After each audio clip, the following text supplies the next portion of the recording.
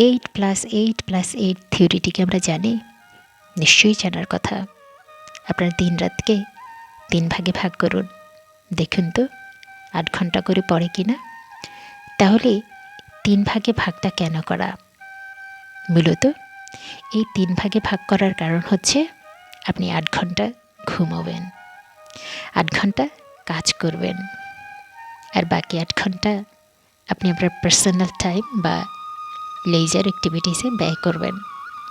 আমরা অনেকে ভুলেই যাই নিজেকে সময় দেওয়া।